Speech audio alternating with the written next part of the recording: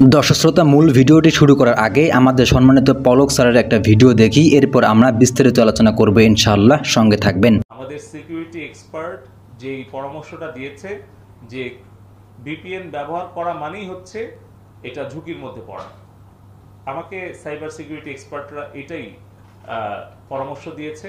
দর্শক শ্রোতা, ভিডিওটি দেখে কি বুঝতে পারলেন? পলক স্যার আমাদেরকে সতর্ক করতেছেন যে ভিপিএন দিয়ে ফেসবুক চালালে অনেক সমস্যা হবে এবং ভিপিএন ইউজ করা ঠিক না, তাই না? কিন্তু আমার কথা হলো, যদি ভিপিএন দিয়ে ফেসবুক চালালে সমস্যা হয়, তাহলে আপনি কিভাবে ফেসবুক চালাচ্ছেন? এই ফেসবুক সম্পর্কে নিউজগুলো তো আপনার আইডি থেকেই জানতে পারতেছি, তাই না?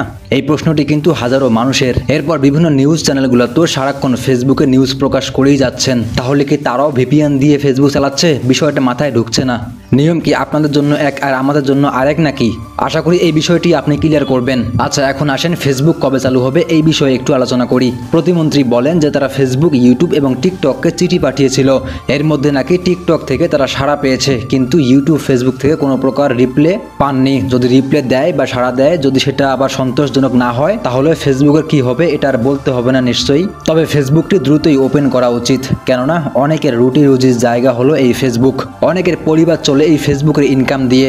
সো এতগুলা মানুষের জীবন নিয়ে কথা। আর সবচেয়ে বড় কথা হলো, এই ফেসবুক থেকে কিন্তু অনেকটাই রেমিটেন্স আসতো। তাহলে সমস্যাটা কোথায় বুঝতেছি না আসলে। ভিপিএন সম্পর্কে জ্ঞান না দিয়ে দয়া করে ফেসবুকটি ওপেন করে দিন, এতে অন্তত পক্ষে অনেক বেকার দূর হবে, তাই না? তো দর্শক শ্রোতা, কারা কারা ভিপিএন ইউজ করে ফেসবুক চালাচ্ছেন অবশ্যই কিন্তু কমেন্ট বক্সে লিখতে ভুলবেন না। আর হ্যাঁ, আসলে ভিপিএন ইউজ করে ফেসবুক চালানো উচিত না, এতে বিভিন্ন ধরনের প্রবলেম হতে পারে, সো মাথায় রাখবেন। তো ঠিক আছে দর্শক, ভিডিওটি আসেন শেষ করি। দেখা হচ্ছে খুব শীঘ্রই নতুন ভিডিওতে। সে পর্যন্ত ভালো থাকবেন। আল্লাহ হাফেজ।